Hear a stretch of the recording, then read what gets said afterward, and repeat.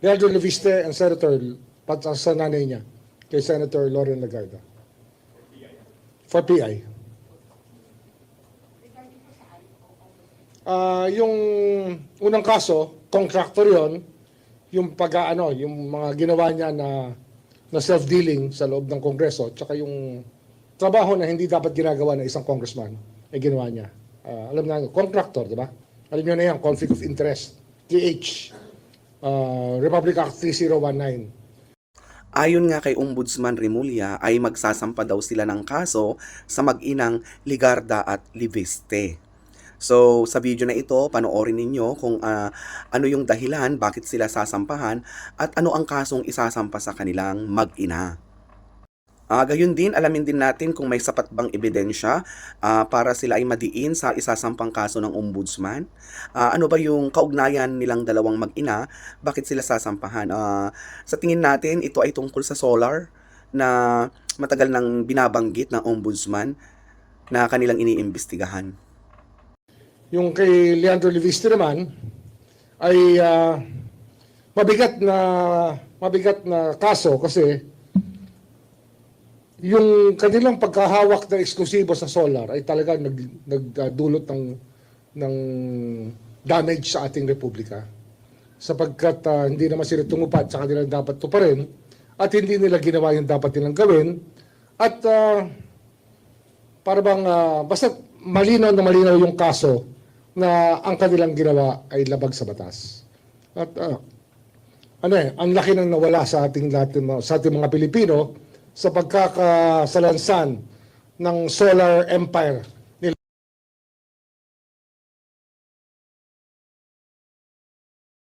Leviste na ang nangyari naman ay binenta lang. Hindi naman talaga tumupad sa papakuryente ng ating republika. Kasi kumuha sila ng exclusive exclusive service contracts na sa buong Pilipinas na sila lang ang maaaring mag-produce at gumamit at magbenta ng solar energy. Na talagang taliwas naman sa batas ng Diyos. Kasi ang araw ay para sa lahat ng tao. Sila ngayon parang sila ang nagmamay-ari ng araw, ng power ng araw para to the detriment of to the exclusion of other Filipinos and other investors.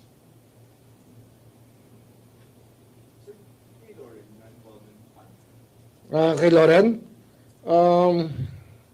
kasama siya, kasi hindi naman makukuha na 21-year-old, 21 lang si Leandro nun eh. Yung prangkisa na exclusive, kung hindi tinulungan ng nanay niya na chairman ng Finance Committee ng Senado. Parang appropriations yan ng House, Finance Committee ng Senado. At ginamit niya yung kanyang posisyon para makakuha ng prangkisa yung anak niya.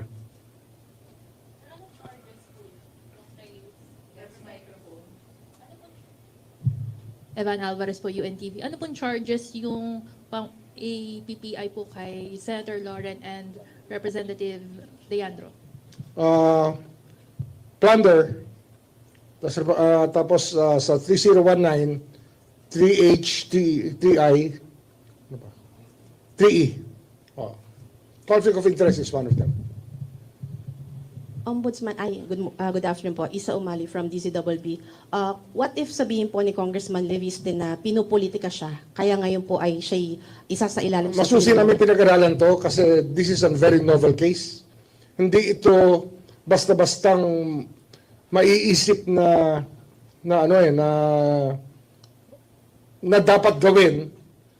Pero pag pinag-aralan mo yung nangyari sa ating energy sector sa Pilipinas, talaga nag-suffer tayo sa ginawa nila.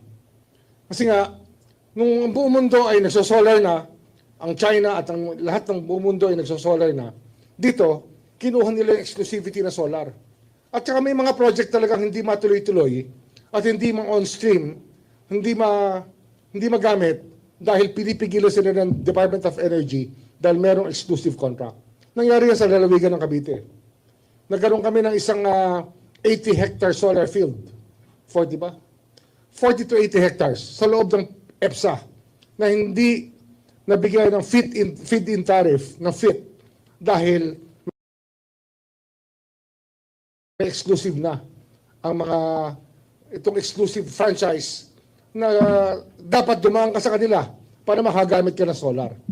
Isipin nyo yun, para makagamit ka ng araw, magpapaalam ka sa kanila.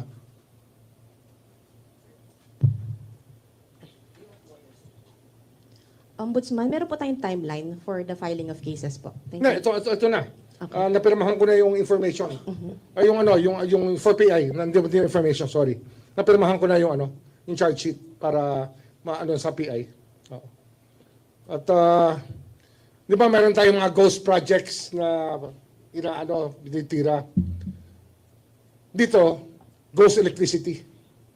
Pangako nila magpo-produce sila ng kuryente. Pangako nila sa Philippine Energy Plan, nakalimbag itong dapat production na gagawin na solar. Pero hindi nila ginawa. Binenta lang, kumita lang ng pera, pero hindi nila ginawa. Kung meron silang ginawa, kakaunti, kakarampot. Hindi kagaya ng pinangako nila na gagawin nila. Kasi nga, ang ating yung ating energy mix, yung ating energy projections, especially Department of Energy, it relies on projections on how much power we will need as a country. So ang mix diyan, meron diyan na generated ng thermal plants, natural gas plants, diesel plants, coal plants, kasama solar. Yung solar hindi dumating. So, kaya ang taas-taas ng presyo ng kuryente natin, isang dahilan yan. Of course, dito sa Manila, ibang usapan naman yung taas ng presyo ng kuryente. Kagaya na sabi ng Pangulo, itong systems loss ay isang dahilan kung ba't mataas ang kuryente natin. Pero itong solar na to, na dapat pinroduce at in-accomplish ni Leviste sa kanyang pagkakuha ng prangkisa, ay hindi, naging ghost electricity. Kuryenteng hindi talaga kuryente. Na kuryente lang tayo, ika nga.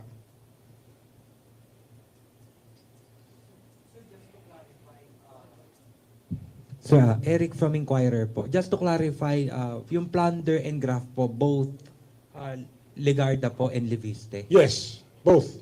Both. Then, sir, may amount po ba tayo? How much amount yung involved dun po sa mga contract? 10 billion. 10 billion. Thank you po. 10 billion. Pero bukod pa yan sa projected na damage talaga sa atin. Hindi, yung 10 billion, yun lang yung sa contract lang yan no? Pero yung nawala sa atin ay hundreds of billions sa ating mga Pilipino. Sir, good afternoon po. Sir Joseph sa GMA. Sir, I understand si Secretary Green filed a complaint sa DOJ. How are the two related? I mean, independent ba to sa atin or maybe final na si Sec Garin eh? Yung finado sa atin. So, Is it part of the Leviste investigation? Sa DOJ siya file. so sir, ito po ay Iba to. independent investigation. Ito, for government officials to, bali, di ba? Ombudsman jurisdiction to. Okay, so sir, since mag-PPI na tayo, the may findings ng plunder, so when did we start the fact-finding? Matagal na to. We started this. I gave instructions as early as November about this. Okay. Pero we started it January. Kasi nga, sa dami ng pinaprioritize ng opisina tungkol sa mga kaso, especially flood control. Yan lang po mag-ina, yung dalawa. For this Marami one. pa, pati si Secretary Cusi is part of it. So tatlo sir. At least three personalities. 3 key personalities, pero marami pang iba. So sir, ang for PI natin, tatlo tayo sir or dalawa muna? Yung tatlo, Sa QC. Okay. Secretary Cusi, Okay, yan muna sir sa akin. Al Cusi.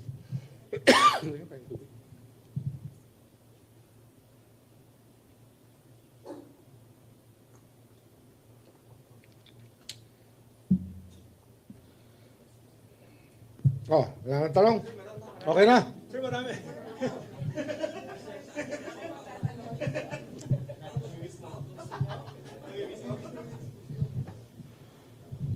Good afternoon, sir. Yaneska Pantijer, May News Online. Sir, update lang po dun sa obstruction of justice complaint filed against Senators Cayetano and Robin Padilla. I understand nag-file ng counter affidavit si Senator Cayetano. Yes, yes. How about Senator In-acknowledge Padilla? namin yan. In fact, sinulatan ko si Senator Padilla tungkol dito. Kasi nga, nagkaroon ng problema sa opisina mismo. Yung ating procedure dito, is contained in an office order sa rules ng ombudsman ay hindi sinunod ng naglalag. Kaya under investigation ngayon yung naglalag ng communications. Kaya I wrote Senator Padilla explaining nga na yung aming procedure na bawat communication ay dapat malag muna bago ma-filled out ay hindi sinunod ng isang personnel natin dito. Tama siya. Tama siya. Kaya sumulat nga ako sa kanya para ipaliwanag itong pangyayaring ito. Sir, sorry. Saan po nagkaroon ng problema? Mali Dito, po yung pagka-file? sa receiving O pag- namin, sa receiving kasi namin dito sa Central Records, meron siyang ilalag dapat ang bawat communication. Dapat yan, nasa isang tingin mo sa computer, alam mo kung kailan dumating yung bawat dokumento. Ito, hindi nila nilag, hindi nila kagad sa division na nag-investigate ng obstruction of justice. Hindi nilagay sa Central Records. Kasi, ginawa namin ito para walang parking. Ang sistema dito, kasi maraming nagrereklamo na may parking daw dito sa Office of the Ombudsman. Ang ginawa namin dito, ang bawat communication ngayon, kinakailangan malag kagad. So sa araw na to, alam namin kung anong dumating at kung ano status makikita namin ang bawat dokumento. Dito, hindi niya ni-record. Diniretso niya. That's a grave offense when it comes to an office like the Ombudsman's office. Under disciplinary investigation ito. So, sir, given that hiccup, nag-file na po ba si Senator Padilla ng counter affidavit? Yes, Nag-file nag-file na siya. rin siya. Nag-file siya. Sir, do we expect resolution on this We complaint? will see.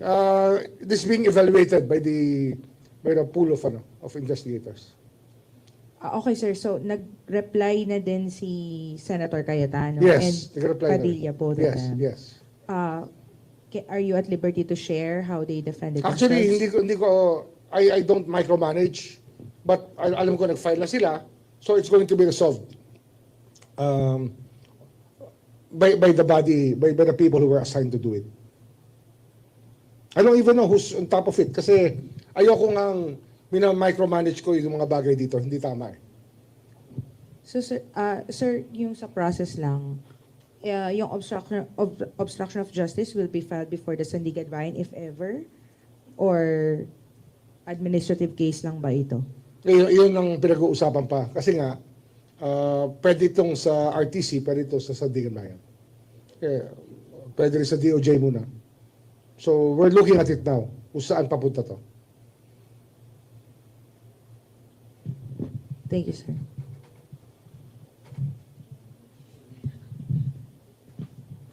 Juan Antonio po from IBC News. Ombudsman, hingi lang po kami ng update regarding po doon sa mga documents and evidence na sinubmit po ni Senator Ping Lacson regarding po sa flood control sa Taguig. Meron na po ba kayong... Nakakakuha lang namin ng... may nagsabi lang sa akin kanina, habang ako'y nanananghali, na dumating na sa amin yung information na pinadala ni Senator Lacson. I-evaluate pa. We're evaluating it kasi nga, iba-ibang standard tayo. Andito ang standard kasi rito, kinakailangan, bago namin i-file, alam namin kompleto pati ebidensya. TJ Mendoza po from Net25. Ombudsman, yung ano lang po kay Romualdez, if ever meron na pong update and nasaan na po yung Well, phase na po. PI na siya. PI na siya. So we expect the counter affidavit to be delivered here within the next few days. Dapat this week, mag-file na sila ng counter affidavit. Kasi last week pa yun. 8 days ago ba yun? 8 days ago yun eh. Or 7 days ago. 8 days ago. How about yung kay Sen Cheese po? PI? Still undergoing PI. Yung kay Congressman Leviste, Ombudsman, available po ba yun or... Non-bailable ang plunder. Sorry. Pati yung kay Mr. Garjola, kay Congressman Garjola, non-bailable yun kasi malversation naman. Short lang. Kay Kong Cordiola, any circumstances lang, sir? Short, brief description of the circumstances? Mag-release kami ng press statement. Okay. Sir, kay Speaker Martin. So kailan po natin napadala yung subpoena? Ay, yung Order to to- file a counter Yes. affidavit. Friday siguro yun, no? Friday. Last week. So yun po yung reckoning natin ng 15 days. Yes. Sir, pahingin lang namin kayo ng reaction kasi his camp recently issued a statement, no? Basically on the use of the former bodyguards.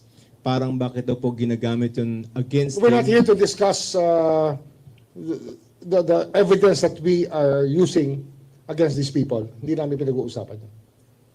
We leave it to the courts and to the panel of investigators to appreciate the veracity and value of the evidence that we are producing. Pero sir, ihimayin ko lang. There were 18, pero ang ginamit niya lang po is 8, di ba? And Oh, this walo lang. underwent a rigorous maybe vetting? Tama ba? Oh, pinag-aralan talaga yan. Pinag-aralan ng gusto yan. So hindi po yung 18 na yung Hindi, dinidiscuss. hindi yung 18. Kasi yung 18 nga, imposible yun eh. The impossibility of having 18 people for 2 years together, doing everything together for 3 years na hindi sila naghihiwalay, na parehong-pareho lahat na nakita nila. Kahit tayo alam natin, kung gumawa ng affidavit ang isang tao at pinapirma kayo at sinabi na, oh, all these 32 are subscribing to that affidavit kasi magkasama sila ng 2 taon na magkasama sila, hindi sila naghihiwalay. Tama ba yan o mali? Mali yun eh, di ba? Mali. Oh, imposible, di ba? Oh. Sir, himayin ko lang, kay APC kasi sir, last time that we had a press conference, July 17th, you said na, ay kasi hindi, nakasabit naman yung dalawa sir, di ba? Pati si Oh, Aplasta. nakasabit. Oh. And that time you said that it was already submitted for resolution. Yun nga, for resolution pero hindi pa nire-resolve. Okay. It's still being resolved. 60 days naman usual sir, no? Yeah, Matagal. yeah. Okay. 60-day period. Okay po. Yun muna sir. Okay? Sir, may we get confirmation lang po if suspended po si San Pablo Vice Mayor Justin. Yes, yes. The mayor and vice mayor are both suspended. And sir, meron lang po, for the record lang po, kung ano pong details lang po, bakit po suspended? Preventive I think we can produce a press kit for them. Okay. Last call. Wala na? Okay. Marami na storya. Marami na storya. Okay. Isa-isahin nyo na yung storya nyo. Wala bang ano sir sa motion to discharge Secretary Bonoan? Ano yan? Pinag-aaralan namin ngayon yan. Pero Kasi magbigay ako ng instructions. I want him to be forthcoming about everything. To give the complete information. Hindi pwede mag-hold back the information. And especially, pag sa restitution, dapat malinaw. And we are evaluating it now. Kasi sabi ko nga, kung ang value ng kanyang testimony ay hilaw, wag na lang. Tuloy na namin yung kaso sa kanya. Diba? We're evaluating it. Ganyan yan eh. Pag kumuha ka ng testigo, tapos bigla na lang patumpik-tumpik, hindi pwede yun. nandiyan ba siya sir ngayon? Parang medyo iffy. Hindi merong mga tinatanong na hindi sinasagot ng maayos eh. Siyempre, we're still trying to get to everything that they can contribute when there are some answers that we are not able to get from him. But you did say before sir na parang pag halimbawang maayos yung Yun nga yun eh. gagamitin kay Martin, di ba? Gagamitin. Kaya nga, pagka hindi kami na-satisfy sa kanyang testimony, baka balik namin siya sa mga nasa sakdal. Sir, assuming useful yung information niya, and we, at this point, nasa preliminary investigation stage na, based on the fact-finding investigation ng panel nyo, paano nyo ipapasok, sir, yung testimony ni Sec Bonoan? Very technical na yan. At hindi na, mahirap na sagutin yan. We Okay. can answer that. May mga susunod pa ho bang mga contractor? Marami pa. Marami pa. Mga Marami ilan pa. po yung tingin po ninyo? Siguro may mga, yung nakasala ngayon na pwede naming mapirmahan, pwede kong pirmahan within the next 2 weeks, may mga 6 pa yata. No? 6 pa ba? Ha? At least 6 of them. Maybe 7. Incumbent po lahat ito. Mga incumbent to, meron naman tapos na may kaso pa rin. Meron doon may kaso na hindi siya nakaupo ngayon dahil nag-graduate na siya. For PI din po. PI rin. Thank you po. So, tuloy-tuloy ito. Huwag kayong mag-alala. May mga balita pa rin parating tungkol dito. Na? Okay, thank you very much. So yan nga, napanood ninyo yung video, yung interview kay Remulla. At nakita nga natin, napanood natin ang nasasampahan daw ng kaso ang mag-inang Ligarda at Libiste. So nalaman nyo naman na kung ano yung dahilan kung bakit sila sasampahan ng kaso.